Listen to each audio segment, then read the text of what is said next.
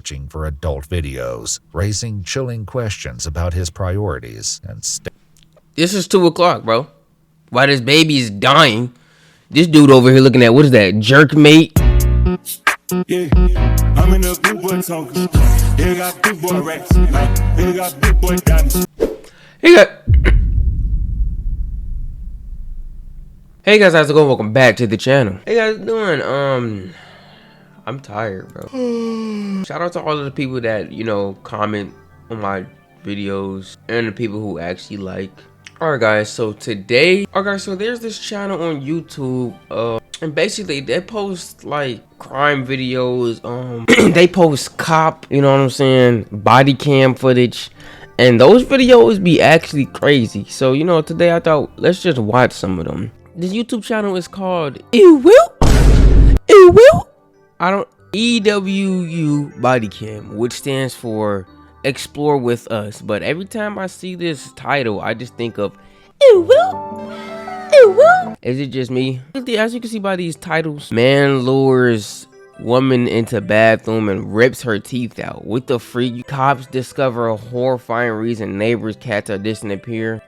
We actually watched this on stream. This dude was literally taking people's cats and killing them. The other ones are more wild. I can't get a hold of them. Hitler used natural gas to kill people over there. Hitler used natural gas. We had Adolf Hitler, now we got Adolf Litter. This dude is putting cats in gas. This man putting cats in concentration camps. Like, what is this, bro? But no, let's actually watch another one, because we've seen like some of these. Like yesterday I literally watched this one. This little girl pranked the police. 11-year-old's prank ends in a felony charge. This girl pranked the police and said somebody was getting kidnapped. Bruh. Like, dog, why would you prank the police? I pranked the police before one time when I was younger. It was me and my brother. We was prank calling, you know, we called the police. Said something. We didn't say nothing stupid like somebody getting kidnapped. But we still said, you know what I'm saying, a little joke probably. They showed up to our house about 3 minutes later and tried to arrest us, and they put us in cuffs, and they was taking us out the house, and my granddad was here. You know, you would think, you know what I'm saying, your granddad watching you get arrested, he would, oh, what you do? Nah, he was like, take him away, because he knew exactly what we did. Something stupid as prank calling the police. My granddad was telling them to take us away. You see what I'm saying? From someone saying they were behind a car, their friend was kidnapped from a Chick-fil-A in Palm Coast, and they were on the interstate behind the car. Everything on your phone is telling me that you made a phone call to 911. But I didn't talk. Because you did something stupid. Yes, you is. Going to jail. Why would you call the police and say somebody's being kidnapped? Someone texted into 911 that someone was getting kidnapped and they were on the interstate, but then when they went and did like a location on the phone, the address was showing up here. As their daughter Ava steps into the garage, her phone rings. The deputy answers it, leading to a shocking conclusion. Hello? Hold on. Who's this? Volusia County Sheriff's Office. All right, cool. This is Deputy Asby, the sheriff. Through this phone. Yeah, so all these other numbers. So there's a phone call out to 911. There's a phone call out to Yeah. 911? What time? That's There's her one call. right That's here. her calling it. There's 911 again right there. This phone was called. These numbers calling back in are no caller ID. You did. Well, there's 3 different times of 911 was called out from this phone. 9:30 a.m. Yep. That was the initial call. Twice. No, I didn't mean to call that because But you did. Reports show that the number belonging to Ava dialed 911 at 9:30. When asked where the emergency is, a female identified as possibly a juvenile responded, "I'm sorry, I dialed the wrong number." The same phone number would later begin texting 911 to report the kidnapping. He's tying her up. Like, what type prank is this? You were. Don't look surprised. You did. You Did did it you? on your phone. Did they say anything to you? No one said anything to you? Did you say, Ava, you have to explain what happened here. Something's going on. What did you know? What do you know? Mikey, go inside. Ava, get your shoes on. Come out here.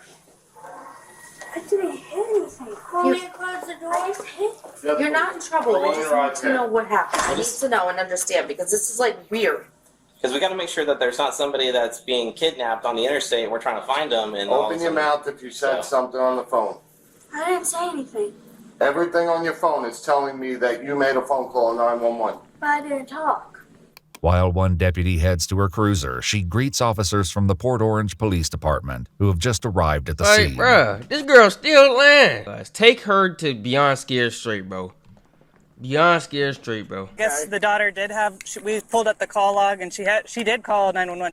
So the whole armed kidnapping thing and all that stuff is bogus, or? He's going to read you something, and then we're going to ask you some questions. What's your name? Ava? How old are you, Ava? All right, Miss Ava, you have the right to remain silent. Anything you say can be used against you in court. You have the right to talk to a lawyer for advice before we ask you any questions and to have the lawyer present during any questioning. If you cannot afford a lawyer, one will be appointed for you before my questioning if you wish. We're reading her rights. Going to jail. Because you did something stupid. Right. Let me explain something here, okay? You can cry about this. What you've done here is a felony, okay? It's a felony crime, and you probably had 20 law enforcement officers at least, a helicopter, and all running with lights and siren on high speed to try to apprehend or try to stop a serious forcible felony from happening. Do you know what happens if one of those officers crashes and gets killed on the way to responding to something that you did as a joke? A pair of handcuffs going to our juvenile facility. I'm not going to mince any words with you. That's a very distinct possibility of what can happen here today. Don't look at your going to jail. Because I can tell you that would be even more serious than what you're looking at right now. You physically see your father walk up to sheriffs, military, everybody, thank you for your service. And then you do like this? Though it wasn't captured on camera, reports state that Ava admitted to getting the idea to prank 911 from a YouTube challenge. Bro, what YouTuber is telling y'all to prank call 911 and make a fake story about armed kidnapping and go into detail as to what car they have and what interstate they on? What YouTuber is doing that? I'm trying to understand, bro. What is this creator's name? And I bet you they monetized, unlike me. Cause to arrest Ava and prepare to take the 11-year-old into custody. Oh, wait. Going to jail. Nope, the girl. You going to jail. And Ava went to jail and was never seen again. Bro, I kid you not, bro. When I was 15, I called 911 to give them a refrigerator running joke. 3 minutes later, the cops were in the driveway. The cops don't play with prank calls, bro. Bro, I don't know what a freak she got that idea to. What the freak is this, bro? Dad watches adult videos while a 2-year-old bakes to death in a hot car? Adult videos? Ain't no way you was gooning while your child was... 911, please. My baby was in the car. She's not responding. There's no way, bro.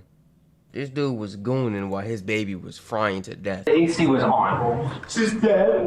We have nothing. We'll be alright. So we can't let you do that right now. You can stay in the room if you want, but I'm not gonna talk. It's a scorching 109 degrees in Marana, Arizona on the late afternoon of July 9th, 2024. A frantic 911 call sends first responders racing to the aid of a 2-year-old child, found unresponsive after her father left her to sleep in the family's car. As investigators try to piece together what may have happened, unsettling discrepancies begin to emerge. Our lives have been literally perfect. The panicked 911 call comes in around 4 p.m. from 37-year-old Christopher Schultes. As the dispatcher attempts to keep him calm, Marana County Police and first responders weave through the busy streets in a desperate race to get to the scene. What are you reporting? She was in the car sleeping. She's unresponsive. Okay. And you was beating your dick! 45 minutes, okay. The car's been on. She was left in the car. This is a level 1,000 felony offense, bro. Was air conditioning on? Yes. But I guess it turned off, right? As the paramedics need space to work, Chris walks away from the desperate situation. The officers attempt to keep Chris calm as he experiences rapid shifts in his emotional state. Chris. I mean, I don't know if we should be there or everything now. She's dead. Like, I need to be with her. Oh my God, I know. No. She's dead. We have nothing. sir. They're doing the best they can right now, okay? Shortly after arriving at the hospital, 2-year-old Parker Schultes was pronounced deceased. Begins to explain his version of what happened. My daughters were at Elevate with my friend next door. They got home about 2:45 or so. We've just been hanging out at home. She was sleeping in the car, and I had the car on. 45 minutes. The chilling reality is that Parker remained in the driveway for far longer, a darker truth that will soon come to light with devastating implications. Meanwhile, as tension- Just to let you know, I don't want to feel like we're intruding, but we're gonna have to stand by with you for a while. All right. Is there a reason why? So any death we have to treat like a crime scene.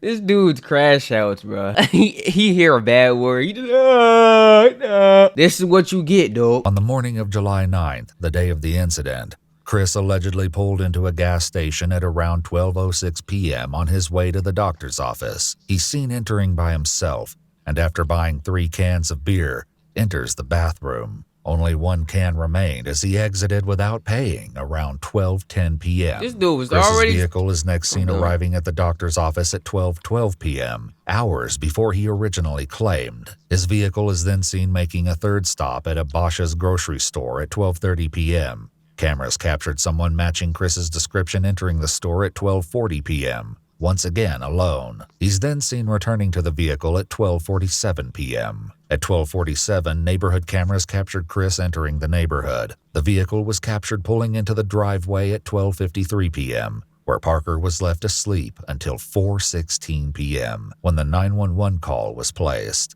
Parker Schultes remained in the driveway for more than 3 hours. The possibility that Parker was left unattended at each location may have been a shock to detectives, but to neighbors it was no surprise. Circulating in their small neighborhood, investigators begin to question them and are shocked at the surprising allegations. Neighbors tell police that there have been multiple incidents in which the older girls were rumored to be found lost and wandering the neighborhood, while Chris was nowhere to be found. As well, a second neighbor came forward to say she'd been involved in a number of search parties for the girls over the years, and claimed that while Chris was home, he would have no clue they even left the house. While Chris and his wife told this what you deserve, buddy. regularly leaving their children alone, disturbing text messages surfaced between the two that seemed to contradict their claims. In this exchange, which took place just after Parker was taken to the hospital, the messages read, "I told you to stop leaving them in the car. How many times have I told you?" To which Chris replies, "I'm sorry.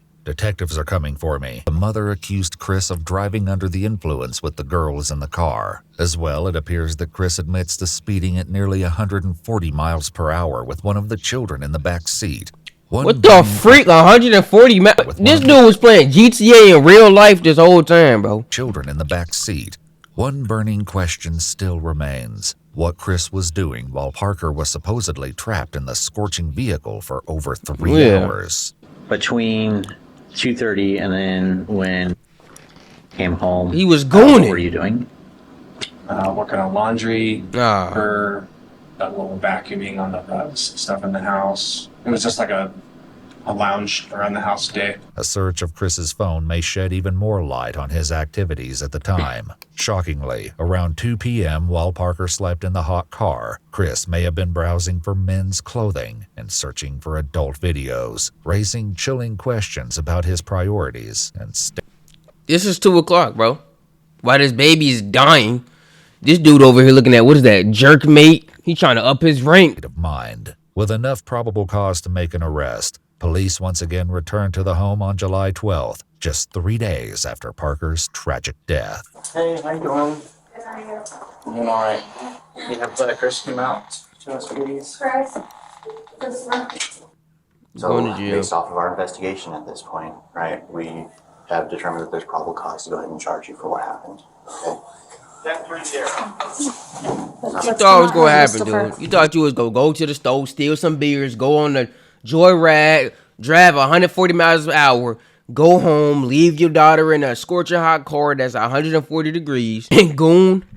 You thought you'd go to live to see the next day all happy? These are actually crazy, chat. My gosh. Let me know if y'all want to watch any more of these. You know. Ooh, body cam.